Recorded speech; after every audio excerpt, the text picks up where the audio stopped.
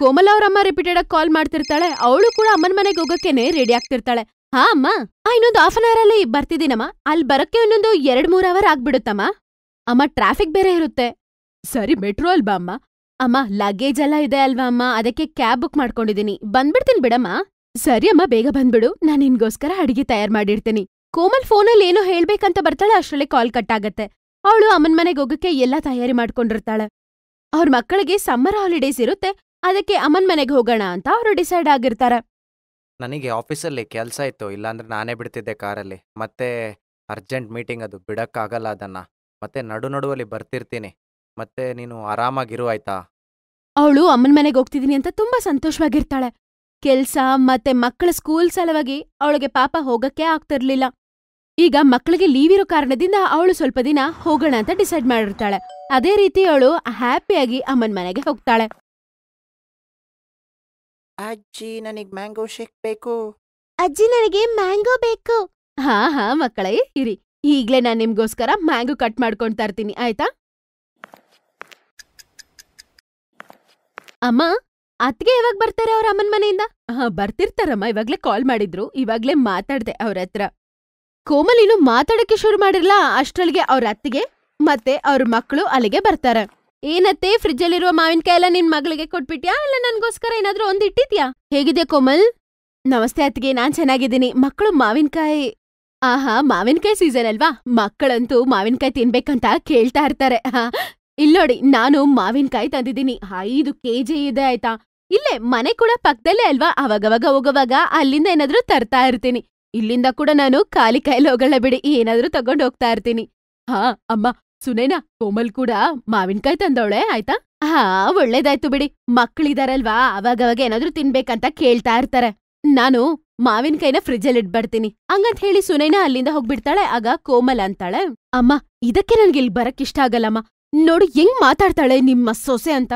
ನನ್ ಗಂಡ ಅಂತೂ ಎಲ್ಲಾದ್ರೂ ಹೋಗೋಣ ಅಂತ ಹೇಳಿದ್ರು ಸಮ್ಮರ್ ಹಾಲಿಡೇಸ್ ಅಲ್ಲಿ. ಇಲ್ಲ, ಅಮ್ಮನ್ ಮನೆಗೆ ಹೋಗ್ಬರ್ತೀನಿ, ಆಮೇಲೆ ಹೋಗೋಣ ಅಂತ ಹೇಳ್ಬಂದೆ. ನಾನ್ ಹಂಗೇಳಿ ನಿಜವಾಗ್ಲೂ ತುಂಬಾ ದೊಡ್ಡ ತಪ್ಪು ಮಾಡ್ಬಿಟ್ಟೆ ಅಂತ ಅನ್ಸ್ತಿದೆ. ಈ ಅತ್ಗೆ ಇದೇ ತರ ನಡ್ಕೊಂಡ್ರೆ ನೋಡಮ್ಮ, ಮತ್ತೆ ನಾನ್ ಬರೋದೇ ಇಲ್ಲ. ಅರೇ ಸುನೈನಾ, ಮಾತನ್ನ ಕೇಳಿಸ್ಕೊಬೇಡ ಬಿಡಮ್ಮ. ಹಂಗೆ ಅವಳಿಗೆ ಯಾವಾಗ ಏನ್ ಮಾತಾಡ್ಬೇಕೋ ಗೊತ್ತಾಗೋದಿಲ್ಲ. ಅದು ಮಾತ್ರ ಅಲ್ದೆ ನೋಡು, ಇದು ನನ್ನ ಮನೆ, ಇದು ನಿನ್ನ ಅಮ್ಮನ ಮನೆ, ಆಯ್ತಾ?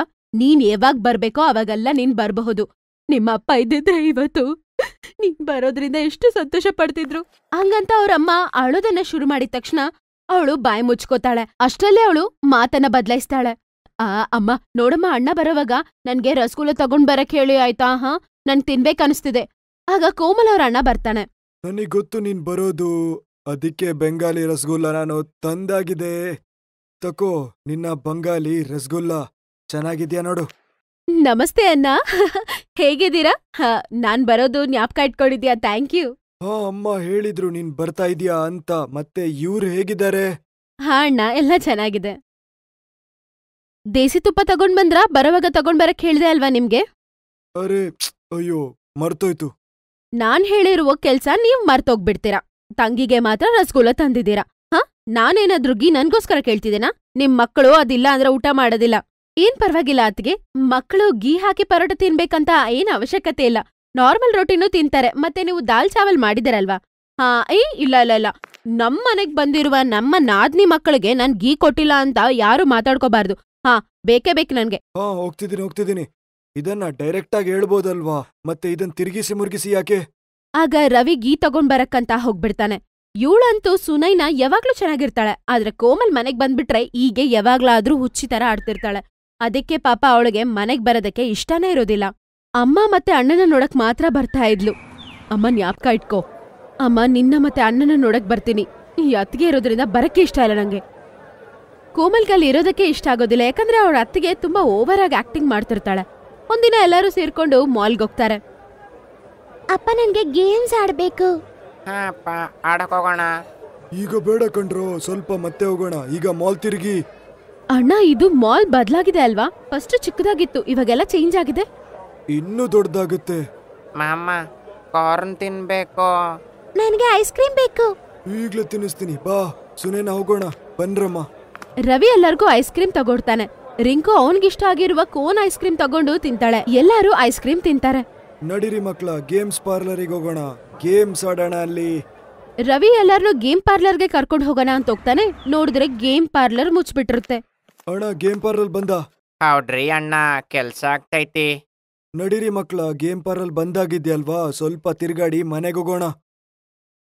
ಎಲ್ಲಾರು ಮನೆಗ್ ಬಂದ್ಬಿಡ್ತಾರೆ. ಆದ್ರೆ ಮನೆಗ್ ಬಂದ್ಮೇಲೆ ಸುನೈನಾ ಮಾತ್ರ ಏನೋ ತುಂಬಾ ಕೋಪವಾಗಿರ್ತಾಳೆ. ರವಿ ಜೊತೆ ಜಗಳ ಮಾಡಕ್ ಶುರು ಮಾಡ್ತಾಳೆ. ಸುನೇನಾ, ಸುಮ್ನೆ ಜಗಳ ಆಡ್ತಿದ್ಯಾ ನೀನು? ನಾನ್ ಜಗಳ ಮಾಡ್ತಿದ್ದೀನಾ? ನೋನಾ? ಇದು ನಿಮ್ಮ ತಂಗಿ ಮತ್ತೆ ಅವಳ ಮಕ್ಕಳಿಂದ ಮಾಡ್ತಿರೋ ಜಗಳ ಇದು. ಚಾರು ಮತ್ತೆ ದೀಪು ನಿಮ್ಗೆ ಗೇಮ್ ಸೆಂಟರ್ಗೆ ಹೋಗ್ಬೇಕಂತ ಕೇಳಿದ್ರು. ಆಗ ನೀವು ಲೇಟ್ ಮಾಡಿದ್ರಿ. ಆಮೇಲೆ ನಿಮ್ ತಂಗಿ ಮಕ್ಕಳು ಮಾತ್ರ ಐಸ್ ಕ್ರೀಮ್ ಬೇಕು, ಕೋನ್ ಬೇಕಂತ ಹೇಳಿದ ತಕ್ಷಣ ಕರ್ಕೊಂಡೋಗಿ ಇಸ್ಕೊಟ್ಬಿಟ್ರಿ. ನಿಮ್ ತಂಗಿ ಯಾಕ್ ಬರ್ತಾಳೆ ನಮ್ಮನೆಗೆ? ಹೇಳಿ. ನಮ್ಮಿಬ್ಬರಿಗೂ ಜಗಳ ಇಡೋದಕ್ಕೆ ಮಾತ್ರನೇ ಅವಳು ಬರೋದು. ಸುಮ್ನಿರ್ತೀಯ ನೀನು? ಅವಳು ಕೇಳಿದ್ರೆ ಎಷ್ಟ್ ಬೇಜಾರಾಗುತ್ತೆ. ನಿಂಗೆ ತಲೆ ಇಲ್ವಾ ನಿಂಗೆ? ಕೋಮಲ್ ಮನೆ ಮಗಳು ಮತ್ತೆ ನನ್ ತಂಗಿ. ನಿನ್ ಮನೆಯಲ್ಲಿ ಹೀಗಾದ್ರೆ ನಿನಗೆ ಹೇಗಾಗುತ್ತೆ ಅಂತ ಹೇಳು. ತಲೆ ಉಪಯೋಗಿಸು, ಸರಿಯಾಗಿ ಮಾತಾಡು. ಕೋಮಲ್ ಎಲ್ಲ ಕೇಳಿಸ್ಕೊಂಡಿರ್ತಾಳೆ. ಸ್ವಲ್ಪತ್ತಾದ್ಮೇಲೆ ಸುನೈನಾ ಶಾಂತಿ ಆಗ್ತಾಳೆ. ರವಿಯಣ್ಣ, ಅದೇ ನನ್ ಗಂಡ ನಿಮ್ ಮಕ್ಕಳ ಸ್ಕೂಲ್ ಅಡ್ಮಿಷನ್ ಬಗ್ಗೆ ಮಾತಾಡಿದ್ರಂತೆ. ಸೊ ನೀವೇನು ಚಿಂತೆ ಮಾಡ್ಬೇಡಿ. ನೀವು ನನ್ ಮಕ್ಕಳ ಜೊತೆನೆ ನಿನ್ ಮಕ್ಕಳನ್ನ ಕೂಡ ಅಡ್ಮಿಷನ್ ಮಾಡ್ಬಿಡು. ಅದ್ರ ಬಗ್ಗೆ ಚಿಂತೆ ಮಾಡ್ಬೇಡ. ನೀವು ಫಾರ್ಮ್ ಮಾತ್ರ ಫಿಲ್ ಮಾಡಿ ಕೊಟ್ರೆ ಸಾಕು. ಹಾ, ಅವರಿಗೆ ಥ್ಯಾಂಕ್ಸ್ ಹೇಳು. ಮತ್ತೆ ನಾನ್ ಕಾಲ್ ಮಾಡಿ ಮಾತಾಡ್ತೀನಿ. ಅವ್ರ ಅಡ್ಮಿಷನ್ಗೆ ತಲೆ ಬಿಸಿಯಾಗೋಗಿತ್ತು. ಸುಧೀರ್ ದೊಡ್ಡ ಕೆಲ್ಸ ಮಾಡಿದ. ನಾಳೆ ನಿನ್ ತಂಗಿ ಮನೆಗೆ ಹೋಗ್ತಿದ್ದಾಳೆ. ಸುನೈನಾ ಮಾತು ಪಾಪ ಅವಳಿಗೆ ತುಂಬಾ ಹರ್ಟ್ ಆಗಿದೆ ಕಣೋ. ಹಾ ಅಣ್ಣ, ನನ್ಗೆ ಇಲ್ಲಿ ಇರೋದಕ್ಕೆ ನಿಜವಾಗ್ಲೂ ಇಷ್ಟಾನೇ ಇಲ್ಲ, ಆಯ್ತಾ? ನಿಜವಾಗ್ಲೂ ತುಂಬಾ ಹರ್ಟ್ ಆಗ್ಬಿಟ್ಟಿದೀನಿ. ನನ್ನಿಂದ ನಿಮ್ಮಿಬ್ರಿಗೂ ನಿಜವಾಗ್ಲೂ ಜಗಳ ಬೇಡ. ನಾನ್ ಹೊರಡ್ತೀನಿ. ಕೋಮಲ್ ಅವಳು ಬ್ಯಾಗ್ ಎತ್ಕೊಳಕ್ ಹೋದಾಗ ಸುನೈನಾ ಕೈ ಹಿಡ್ಕೊಂಡ್ಬಿಡ್ತಾಳೆ. ಕೋಮಲ್, ಸಾರಿ, ನಾನ್ ನಿನ್ನ ಹರ್ಟ್ ಮಾಡಿದೀನಿ. ನೀನ್ ನಮ್ಗೋಸ್ಕರ ಇಷ್ಟು ಯೋಚನೆ ಮಾಡ್ತೀಯಾ? ನಾನ್ ನಿನ್ ಬಗ್ಗೆ ಏನೂ ಯೋಚನೆ ಮಾಡಿಲ್ಲ. ನಿಜವಾಗ್ಲೂ ನಾನು ತುಂಬಾ ದೊಡ್ಡ ತಪ್ಪು ಮಾಡ್ಬಿಟ್ಟೆ. ಸುಧೀರ್ ಅವ್ರು ಏನನ್ಕೋತಾರೆ?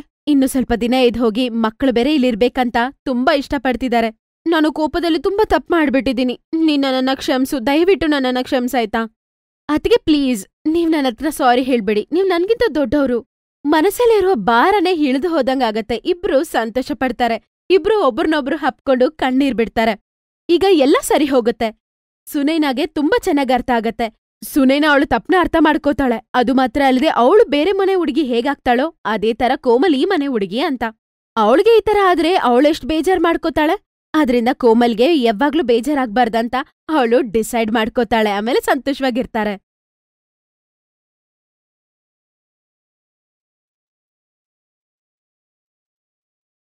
ಚಂದವಿನ ಅತ್ತೆ ವಿಮಲಾ ದುಡ್ಡನ್ನ ಮತ್ತೆ ಮತ್ತೆ ಎನ್ಸ್ತಿದ್ಲು. ಇವತ್ತು ತುಂಬಾ ಚೆನ್ನಾಗ್ ಸಂಪಾದನೆ ಮಾಡಿರ್ತಾರೆ. ಆದ್ರೆ ಈ ದುಡ್ಡು ಅವರು ಕಷ್ಟಪಟ್ಟು ಸಂಪಾದನೆ ಮಾಡಿದ್ದಲ್ಲ, ಎಲ್ಲ ಮೋಸದ ಸಂಪಾದನೆ. ಅರೆ ಅತ್ತೆ, ಸಾಕು ನಿಲ್ಸಿ. ದುಡ್ಡಿಗೆ ದೃಷ್ಟಿ ಆಗತ್ತೆ. ಎಷ್ಟು ಸಲ ಎಣಿಸ್ತೀರಾ? ದುಡ್ಡೇನಾದ್ರೂ ಮತ್ತೆ ಮತ್ತೆ ಎಣ್ಸಿದ್ರೆ ಜಾಸ್ತಿ ಆಗುತ್ತಾ? ಸೊಸೆ, ಇವತ್ತು ನಾವು ಚೆನ್ನಾಗ್ ಸಂಪಾದನೆ ಮಾಡಿದೀವಿ. ನಾವು ಮಗುನ ಒಳ್ಳೆ ರೇಟ್ಗೆ ಮಾರಿದೀವಿ. ಅಮ್ಮ, ನಾಳೆ ಯಾವ ಮಗುನ್ ಕಳ್ತನ ಮಾಡೋದು? ಹೊಸ ಕಾಲನಿಗೆ ಹೋಗ್ಬೇಕಂತ ಅನ್ಸುತ್ತೆ.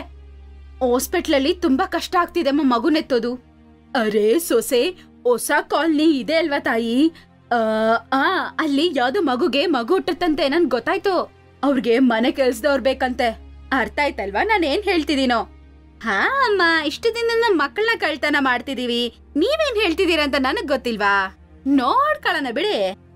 ಚಂದ ಮತ್ತು ವಿಮಲಾ ಮಕ್ಕಳನ್ನ ಕಳ್ತನ ಮಾಡೋರು. ಎಲ್ ಮಗು ಹುಟ್ಟಿದ್ರು ಆ ಮಗುನ ಕಳ್ತನ ಮಾಡ್ಕೊಂಡು ಆ ಮಗುನ ಮಕ್ಕಳಿಲ್ದೇರ ಅವ್ರಿಗೆ ಮಾರ್ಬಿಡ್ತಾ ಇದ್ರು. ವಿಮಲಾನ ಗಂಡ ತುಂಬಾ ವರ್ಷಗಳ ಹಿಂದೆ ತೀರ್ಕೊಂಡ್ಬಿಡ್ತಾರೆ. ಚಂದ ಅವರ ಗಂಡ ಒಂದು ಕಂಪನಿಯಲ್ಲಿ ಕೆಲಸ ಮಾಡ್ತಿರ್ತಾರೆ. ಚಂದನ ಗಂಡನ್ಗೆ ಈ ವಿಷಯದ ಬಗ್ಗೆ ಏನೂ ಗೊತ್ತಿರ್ಲಿಲ್ಲ. ಇವರಿಬ್ರು ಕಳ್ತನ ಮಾಡೋದು ಅವನಿಗೆ ಗೊತ್ತಿಲ್ಲ. ಹೊಸ ಸೊಸೈಟಿಯಲ್ಲಿ ಕಿರಣ್ ಎಂಬುವವರು ಪ್ರೆಗ್ನೆಂಟ್ ಆಗಿದ್ರು. ಅವ್ರಿಗೆ ಮನೆ ಕೆಲ್ಸಕ್ಕೆ ಹುಡುಗಿ ಬೇಕಾಗಿದ್ಲು. ಚಂದ ಅವ್ರ ಮನೆಗೆ ಕೆಲ್ಸ ಮಾಡೋದಕ್ಕಂತ ಹೋಗ್ತಾಳೆ. ನಮಸ್ತೆ ಮೇಡಮ್, ನಿಮ್ಗೆ ಕೆಲ್ಸದವ್ರು ಬೇಕಂತ ನನ್ಗೆ ಗೊತ್ತಾಯ್ತು. ಆಹಾ, ನಿನ್ನ ಸುನೈನಾ ಕಳ್ಸಿದ್ಲಾ? ಈ ಸುನೈನಾ ಯಾರು? ಯಾರೊಬ್ಳು ಬಿಡು.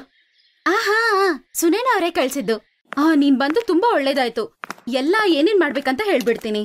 ಸುನೈನಾ ಫೋನ್ ಮಾಡ್ತಿರ್ಬೇಕನ್ಸುತ್ತೆ. ಹಲೋ ಸುನೈನಾ, ನೀನ್ ಹೇಳಿದ ಹುಡ್ಗಿ ಕೆಲ್ಸಕ್ ಬಂದ್ಬಿಟ್ಲು. ತುಂಬಾ ತುಂಬಾ ಥ್ಯಾಂಕ್ಸ್ ಕಣೆ. ತುಂಬಾ ದೊಡ್ಡ ಸಹಾಯ. ಓ, ಕೆಲ್ಸದವ್ಳು ಬಂದ್ಬಿಟ್ಲಾ? ಒಳ್ಳೇದಾಯ್ತು. ಹೋಗಕ್ಕಾಗೋದಿಲ್ಲ ಅದು ಇದು ಅಂತ ಅಂತಿದ್ಲ ಅವಳು. ಕೊನೆಗ್ ಬಂದೇ ಬಿಟ್ಲು. ಸರಿ, ಮನೇಲಿ ಏನೇನ್ ಕೆಲ್ಸ ಇದೆಯೋ ಅವಳ ಹತ್ರ ಮಾಡಿಸ್ಕೊ. ಸುನೇನಾ ಕಿರಣ್ ನ ಫ್ರೆಂಡ್ ಏನ್ ಅನ್ಕೋತಾಳಂದ್ರೆ ಅವಳು ಕಳ್ಸಿದ್ ಕೆಲ್ಸದವ್ರೆ ಕೆಲ್ಸಕ್ ಹೋಗಿದ್ದಾರೆ ಅಂತ. ಆದ್ರಿಂದ ಮಾತಲ್ಲೇ ಮುಗ್ದೋಗುತ್ತೆ. ಚಂದ ಇವಾಗ ಕಿರಣ್ ಮನೆಯಲ್ಲಿ ಕೆಲ್ಸ ಮಾಡಕ್ ಶುರು ಮಾಡ್ತಾಳೆ. ಸ್ವಲ್ಪ ದಿನದ ನಂತರ ಕಿರಣ್ಗೆ ಮಗು ಹುಟ್ಟತ್ತೆ. ಕಿರಣ್ ಚಂದನ ತುಂಬಾನೇ ನಂಬಕ್ ಶುರು ಮಾಡ್ತಾಳೆ. ಚಂದ, ಮಗುಗೆ ಸ್ನಾನ ಮಾಡಿಸ್ಬೇಕು, ಯಾರಾದ್ರೂ ಗೊತ್ತಾ? ನನ್ಗೆ ಮತ್ತೆ ಮುನ್ನಾಗೆ ಮಸಾಜ್ ಮಾಡೋರು ನನ್ಗೆ ಯಾರಾದ್ರೂ ಬೇಕು. ಮಸಾಜ್ ಮಾಡೋರಾ? ಮತ್ತೆ ಮಸಾಜ್ ಮಾಡೋ ಕೆಲ್ಸನೇ ಮಾಡ್ತಿರೋದು. ಅವರು ಹಾಸ್ಪಿಟ್ಲ್ ಅಲ್ಲಿ ಆಯಾ ಕೆಲ್ಸ ಮಾಡ್ತಿದ್ದಾರೆ. ಅವ್ರನ್ನೇ ಬರಕ್ ಕೇಳಾಕ? ಹೌದಾ, ಹಾಗಾದ್ರೆ ಒಂದ್ಸಲ ಬರಕ್ ಹೇಳಮ್ಮ. ನಾಳೆನೆ ಬಂದು ನನ್ಗೂ ಮತ್ತೆ ಮಗುಗೆ ಮಸಾಜ್ ಮಾಡಕ್ ಹೇಳು. ಆಯ್ತಮ್ಮ, ನಾನ್ ಇವತ್ತೇ ನಮ್ಮ ಅತ್ತೆಗೆ ಹೇಳ್ಬಿಡ್ತೀನಿ. ನಾಳೆನೆ ಅವ್ರು ನಿಮ್ಮ ಮನೆಗ್ ಬಂದ್ಬಿಡ್ತಾರೆ. ಚಂದನ ಕೆಲ್ಸ ಮುಗೀತು. ಮಾರನೇ ದಿನ ವಿಮಲಾ ಮಾಲಿಶ್ ಮಾಡೋದಕ್ಕಂತ ಬರ್ತಾಳೆ. ಅವರು ಕಿರಣ್ ಮತ್ತೆ ಅವ್ರ ಮಗುಗೆ ಮಾಲಿಶ್ ಮಾಡಕ್ ಶುರು ಮಾಡ್ತಾರೆ. ವಿಮಲಾಗೆ ಮಸಾಜ್ ಮಾಡಿ ಸ್ವಲ್ಪ ಹೊತ್ತಾಗಿತ್ತು. ಮೇಡಮ್ ಅವ್ರೇ, ನಾನು ಮುನ್ನಾಗೆ ಮಸಾಜ್ ಮಾಡಿ ಅವನ್ನ ಸ್ವಲ್ಪ ಹೊತ್ತು ಬಿಸ್ಲಲ್ಲಿ ಮಲಗಿಸ್ತೀನಿ. ನೀವ್ ಹೋಗಿ ಸ್ನಾನ ಮಾಡ್ಕೊಂಡ್ ಬಂದ್ಬಿಡಿ, ಆಯ್ತಾ? ಆಯ್ತು, ನೀವು ಮುನ್ನಾ ಜೊತೆನೆ ಇರಿ, ನಾನೀಗ್ಲೇ ಬಂದ್ಬಿಡ್ತೀನಿ. ಚಂದ, ಅಷ್ಟ್ರಲ್ಲಿ ನಿಮ್ ಅತ್ತೆಗೆ ಟೀ ಮಾಡ್ಕೊಡಮ್ಮ. ಪಾಪ ತುಂಬಾ ದೂರದಿಂದ ಬಂದಿದ್ದಾರೆ. ಅವರು ಆಫೀಸ್ಗೆ ಹೋಗಿದ್ದಾರೆ, ಅದರಿಂದ ನೀನು ಬಾಗಿಲು ಕೂಡ ಮುಚ್ಚಿಬಿಡು. ಸರಿ ಮೇಡಮ್ ಅವ್ರೆ, ಅರ್ಥ ಆಯ್ತು. ನೀವು ಸ್ನಾನ ಮಾಡ್ಕೊಂಡ್ ಬನ್ನಿ, ಅಷ್ಟ್ರಲ್ಲಿ ನಿಮ್ಗೂ ಟೀ ರೆಡಿ ಮಾಡ್ತೀನಿ. ವಿಮಲಾ ಮತ್ತೆ ಚಂದ ಇದೇ ಚಾನ್ಸ್ಗೋಸ್ಕರ ವೇಟ್ ಮಾಡ್ತಿದ್ರು. ಅವಳು ಸ್ನಾನ ಮಾಡಕ್ ಹೋಗಿದ ತಕ್ಷಣ ಮಗುನ ಎತ್ಕೊಂಡು ಅಲ್ಲಿಂದ ಹೋಗ್ಬಿಡ್ತಾರೆ. ಸ್ವಲ್ಪ ಹೊತ್ತಾದ್ಮೇಲೆ ಕಿರಣ್ ಸ್ನಾನ ಮಾಡ್ಕೊಂಡ್ ಬಂದ್ ನೋಡ್ತಾಳೆ, ಅಲ್ಲಿ ಮಗು ಇಲ್ಲ. ಅವ್ರಿಬ್ರು ಕೂಡ ಅಲ್ಲಿಲ್ಲ. ಮುನ್ನ ಎಲ್ಲಿ ಹೋದ? ಚಂದ ಮತ್ತೆ ಅವ್ರ ಅತ್ತೆ ಕೂಡ ಇಲ್ಲಿ ಕಾಣಿಸ್ತಿಲ್ಲ. ಚಂದ, ಚಂದ, ಏಯ್ ಚಂದ, ಇಲ್ಲೂ ಇಲ್ವಲ್ಲ? ಕಿರಣ್ ಪೂರ್ತಿ ಮನೆಯಲ್ಲ ಹುಡುಕ್ಬಿಡ್ತಾಳೆ, ಅವ್ರು ಯಾರು ಅಲ್ಲಿರಲ್ಲ. ಕಿರಣ್ ಜೋರಾಗಿ ಅಳ್ತಾ ಅವ್ರ ಗಂಡನ್ಗೆ ಕಾಲ್ ಮಾಡ್ತಾಳೆ, ಮತ್ತೆ ಎಲ್ಲ ಹೇಳ್ತಾಳೆ.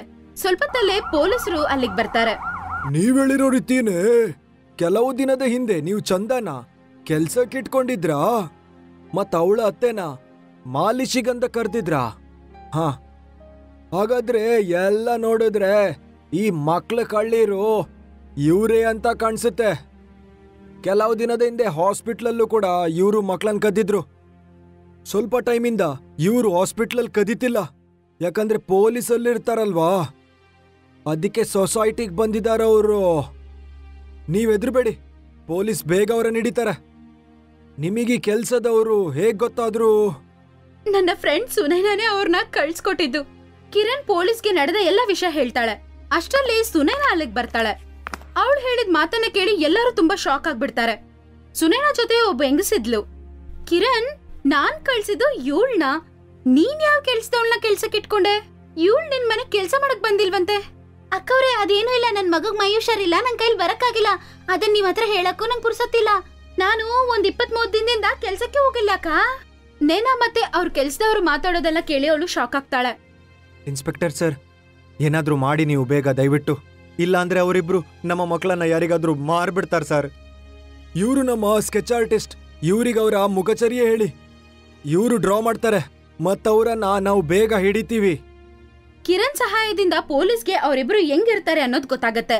ಮತ್ತೆ ಊರ್ ಫುಲ್ ಆಗಿ ಅವ್ರ ಪೋಸ್ಟರ್ಸ್ ಅಂಟಿಸಿರ್ತಾರೆ. ಚಂದ ಮತ್ತೆ ವಿಮಲಾ ಊರ್ ಬಿಟ್ಟು ಹೋಗ್ಬಿಡ್ಬೇಕಂತ ಅನ್ಕೋತಾರೆ. ಆಗ ದಿನೇಶ್ಗೆ ಈ ವಿಷಯ ಗೊತ್ತಾಗ್ಬಿಡುತ್ತೆ.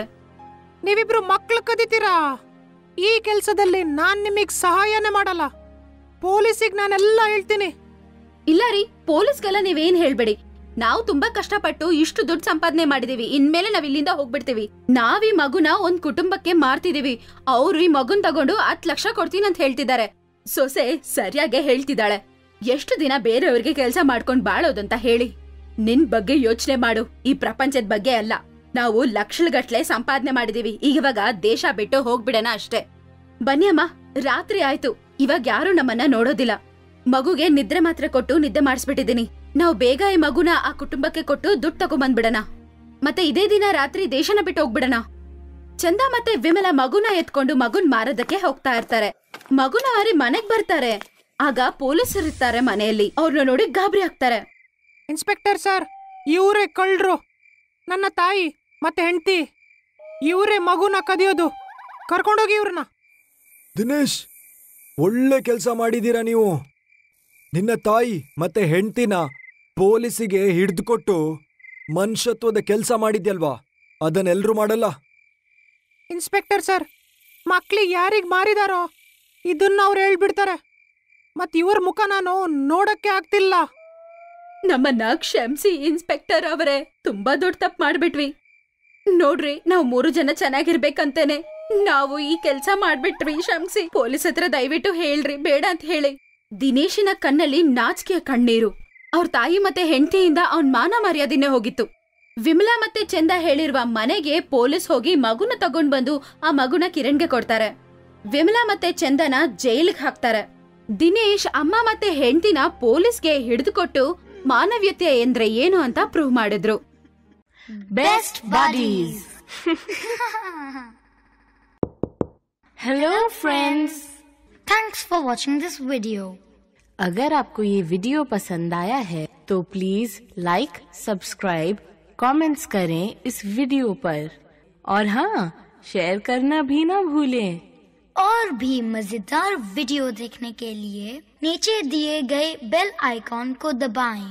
देखते रहिए बेस्ट बडीज।